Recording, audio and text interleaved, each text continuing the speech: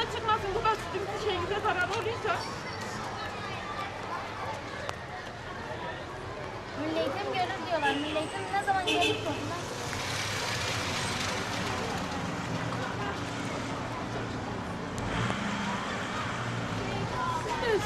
Büyük bir televizyona verseniz gerçi bir şey anlayamazsınız.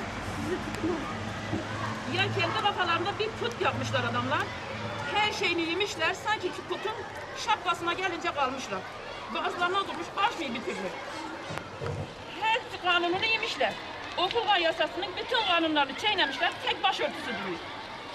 Niçin yani siz hesabınıza gelirken geleni yediğiniz müddetçe kimse size bir şey demedi. Bizim çocuğumuzun formasını değiştirdiler. Her forma 50 milyon.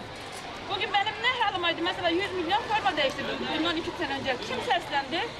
Çocuklar siyah önlükle gitmesi gerek anayasaya göre. Formayı genler kafasından değiştirdi. Hangimizin sesi çıktı bizim vatandaş olarak?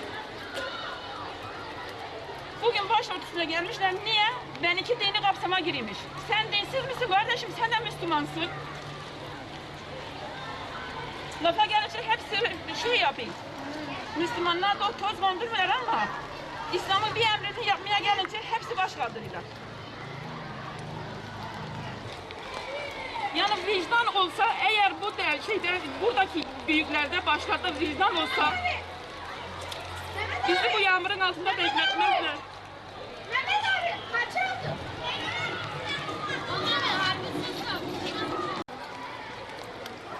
Yani bu çocuklar yağmurda beklemesinden genler vicdan azabı duymuyor mu acaba?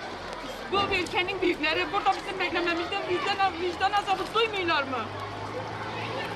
Yani biz bu ülkenin vatandaşı değil miyiz? Biz bu ülkenin eğitiminden yararlanma hakkımız yok mu? Niye benim çocuğum bir avukat olmasın? Niye benim çocuğum bir doktor olmasın? Niye benim çocuğum bir öğretmen olmasın? Hep birilerinin emrinin altında mı kalsın benim çocuklarım?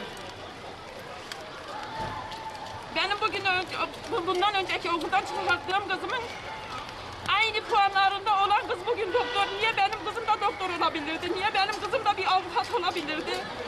Her gün Bahar'ı da ben başörtülü almadıkları için çıkarttım okuldan. Ve aynı puanında olan kız, aynı sınıfında aynı puanında olan kız bugün doktor. Niye benim